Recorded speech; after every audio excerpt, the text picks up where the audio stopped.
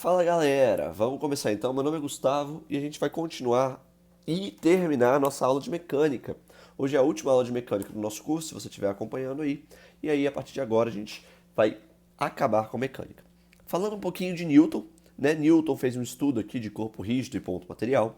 Newton, matemático e cientista lá da Inglaterra, inglês, estudou em Cambridge, trabalhou em Cambridge como professor, teve algumas divergências com desavenças, na verdade, né, com Leibniz na criação do cálculo, né? Para quem não sabe, Newton foi quem criou o cálculo matemático. Leibniz também criou o cálculo, e aí rolou uma desavença, porque Leibniz era dos Estados Unidos, Newton da Inglaterra, e rolou uma briga entre eles para ver quem realmente conseguiria ser o criador do cálculo, né? E também Newton teve uma desavença com Hooke. Newton dizia que a luz era corpuscular, enquanto que Hooke dizia que a luz era uma onda. E hoje a gente sabe que existe a dualidade onda-partícula. Ou seja, ora a luz se comporta como onda, ora a luz se comporta como partícula. Então os dois, tanto Hooke quanto Newton, estavam corretos. E Newton publicou um livro, que é o Princípio Matemático da Filosofia Natural, que lá tinha vários artigos seus, entre eles as três leis de Newton, né? E aí, a partir daí, a lei da gravitação, que a gente já estudou também. E, enfim, Newton teve uma carreira bem digna dentro da academia. Bom, e aí Newton postulou algumas coisas e a gente está utilizando esses postulados para poder estudar um pouquinho da nossa física. Hoje nós vamos estudar a estática de corpo rígido e de ponto material, mas para isso a gente precisa definir o que é um ponto material e o que é um corpo rígido. Ponto material significa quando eu posso desprezar o tamanho. Por exemplo, você quer analisar essa tampinha da caneta em relação ao Brasil. Essa tampinha da caneta em relação ao Brasil, ela vai se comportar como um pontinho, um ponto material. O tamanho dela não vai se importar. Agora, se eu quiser analisar essa caneta em relação à minha escrivania, aí sim eu tenho que analisar ela como corpo rígido, né? Ela é um corpo, ela é maior do que um pontinho. Deu para entender? Bom, um ponto material, se ele estiver rodando, você não consegue olhar. Você está olhando aí para ele? Ó. Não dá para ver se ele está rodando, né? Mas eu tô falando que ele está rodando, mas não dá para ver não. Porque ele é um ponto. O ponto material, né? Ponto rígido, ó. O ponto material, ele só dá para observar deslocamentos, né? Se ele sair daqui e vir para cá, aí vem para cá, só esse tipo. Ou seja, para ponto material vale apenas translação. Translação. E para corpo rígido? Corpo rígido, se eu pegar a caneta e botar aqui, você percebe. E se eu pegar a caneta e girar, você também percebe. Então, corpo rígido vale translação, vou escrever transla, e rotação. Rotação, que eu vou escrever rotação mesmo. Pronto.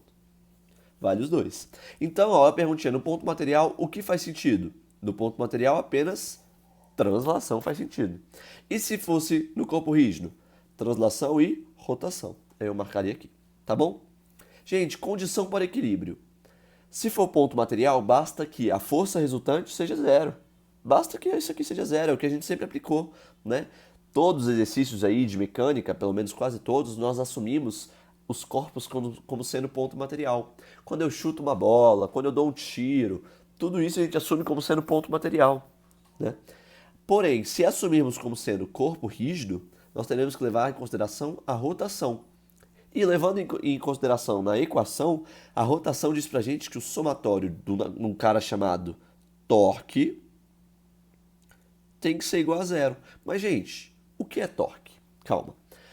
Para estar em equilíbrio, então, o ponto material é o pontinho, basta que a força resultante seja zero. Para que um corpo rígido esteja em equilíbrio, eu preciso que a força resultante seja zero e eu preciso que o torque resultante seja zero. Beleza? Mas vamos definir o que é torque, olha lá. Torque é a aceleração de rotação, ou seja, o girar, devido à ação de uma força.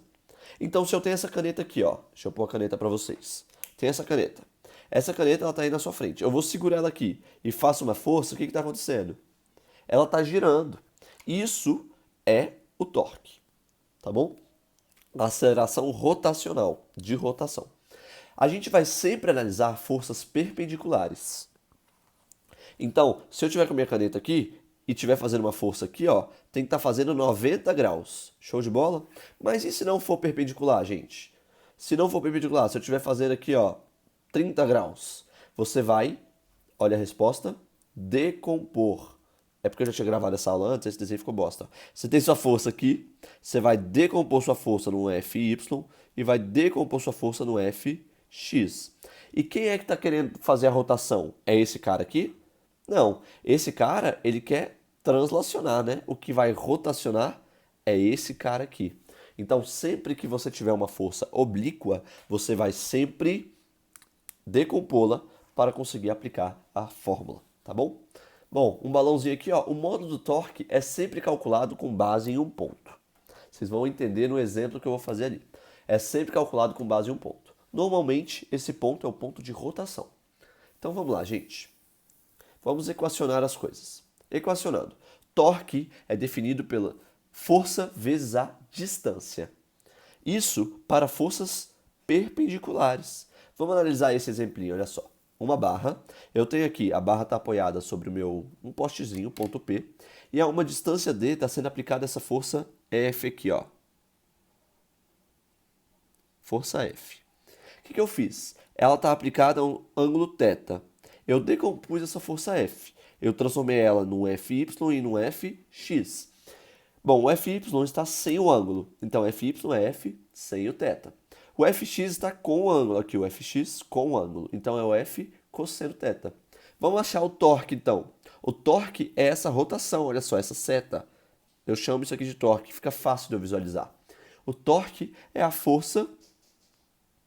Quem é a força perpendicular? Fy, que é F seno θ. Fy vezes a distância ao ponto de rotação. Ah, legal. Então quer dizer que o torque nesse exemplo é F de seno θ. E essa é a fórmula, né? Que torque, a gente conhece a fórmula como sendo para qualquer força. Mas eu gosto de usar essa porque aqui é sempre a forças perpendiculares. Caso não seja perpendicular, você decompõe e aí vai achar a força perpendicular. Vamos fazer um outro exemplo. Ó, esse outro exemplo, eu vou ter que redesenhar porque eu gravei a aula e ficou ruim. Pensa só. Então, um exemplo aqui da barra em equilíbrio. Você tem uma barra, e em cima dessa barra, essa barra está apoiada, né? Vamos apoiar ela aqui. Eu tenho um ser humaninho aqui e um outro ser humaninho aqui. Muito lindo o meu desenho. Esse ser humaninho sou eu. Eu peso 80 kg, eu sei, pessoal. Tenho que fazer uma dietinha. Eu não sou malhado, não sou forte, é pura gordura. 80 kg. E esse cara pesa uma massa M1. Eu não sei quanto é que vale. Essa distância eu sei que vale 1 metro. E essa distância eu sei que vale 2 metros. Tudo bem? Calcule M1. Tem como fazer? Tem como, tem como. Gente, se está em equilíbrio, né? Barra em equilíbrio. Eu falei duas coisas para vocês. O somatório das forças tem que dar 0. E o somatório dos torques também tem que dar 0. Bom, vamos desenhar as forças para vocês verem. A força que esse cara aqui faz para baixo vale 800, assumindo a gravidade igual a 10. A força que esse cara faz para baixo, na barra, vale 10 M1. Aqui, 10 M1. 10 M1, certo? Eu só tenho força para baixo.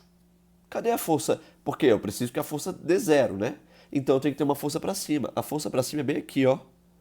Olha só. E os exercícios perguntam quanto é que vale essa força que eu chamei de força F. Bom, a força F, então, a partir dessa equação, vou trazer para cá, ó. A partir dessa equação, a força F fala pra gente que nada mais é do que 10 M1 mais 800, né? Porque a força F está para cima enquanto o 10 M1 e o 800 estão para baixo. Essa é a primeira equação. Show de bola. Mas isso até aqui a gente já sabia fazer, né? Agora vamos aplicar o torque. Você concorda comigo? Olha só, que esse cara esse cara aqui, em relação a esse ponto, o que eu sempre faço? Eu seguro aqui, ó, seguro. Esse cara, ele vai querer rotacionar a barra nesse sentido, você concorda? Fala que concorda comigo. Concorda, né? A barra vai querer girar assim, ó. Uou, olha o peso dele. Enquanto que esse cara aqui, esse bonitão de 10 M1, quer rotacionar nesse sentido. Faz sentido? Faz sentido? Em relação a esse ponto, eu escolhi o ponto P, gente. Eu que escolhi. Se eu quisesse escolher esse ponto, não tinha problema. Se eu quisesse escolher esse ponto, não tinha problema também não. Mas se eu escolher qualquer outro ponto, eu vou ter que levar em consideração o torque da força F. Concorda? Vai dar certo do mesmo jeito. Mas como eu escolhi, eu faço esse exemplo depois. Como eu escolhi esse ponto, a F não vai fazer torque para nenhum lado. Ela quer apenas subir reto. Então esse cara não entra no meu torque. Final das contas, gente, olha só. Esse cara é o 1, tá? Torque 1 e esse cara é o torque 2. Como o somatório dos torques tem que dar 0, eu preciso que o torque 1 seja igual ao torque 2. Vamos lá, vamos lá, vamos lá. O torque 1 é igual a força F1, que é o peso, vezes D1. Quem é o F1 e D1? O F1 é 10 M1 e o D1 vale 2. Enquanto que o torque 2 vale F2 Marcelo D2, certo? Em que F2 é 800 e D2 vale 1. Resolvendo, 10M1 vezes 2 é igual a F2, que é 800, vezes Marcelo D2, certo? Corta esse 10 com esse 80, ou com 800, né? Fica 80. Passo 2 dividindo, eu tenho que M1 vale 40 quilograms. Pronto. Aplicando torque, você achou qual que deve ser essa massa desse cara para que a barra fique em equilíbrio. Gente, você não achou o torque, o M1? Se você achar o M1, você tem essa força F aqui, essa força para cima. Quanto é que vai ser ela? F vai ficar 400 mais 800. F igual a 1.200 newtons. Olha só que lindo. Exercício típico. Agora vamos supor que você não queira ter escolhido o ponto P. Você escolheu o ponto A. Você quis o ponto A. Daí, ó, eu vou fazer de verde para não ficar confuso. A força F em relação a vai querer rotacionar para cá. A força de 800 newtons em relação a vai querer rotacionar para cá. Certo? Legal. A força F para cá, a força de 800 newtons para cá. E a força de 10, M1? Não vai querer rotacionar porque está exatamente no ponto. Qual é a distância de F1 para o ponto? Zero, né? A distância dessa força para esse ponto é zero. Logo, se a distância é zero, quanto é o torque? Zero. Esse cara ele não interfere no meu torque se eu escolher o ponto A. Se eu escolher o ponto P, como foi no exemplo, a minha força F que não interfere no ponto P, porque a minha distância vale zero. E se eu escolher o ponto B, por exemplo, eu posso escolher o ponto que eu quiser, minha gente. Se eu escolher o ponto B, essa força aqui de 800 newtons não entra, né? Por que não? A gente fala o ponto, mas é como se fosse qualquer ponto a partir daqui, tá? Qualquer ponto. Por que não entra essa força de 800? Porque a minha distância é zero, ó. Minha distância é zero. Tá bom, gente? Vamos falar apenas mais algumas coisas para acabar a aula. Eu tô acabando, olha só. A porta. Vamos falar sobre a porta. Por que a maçaneta é no canto da porta? Porque isso faz com que a distância... A distância de... Cadê? A distância seja maior.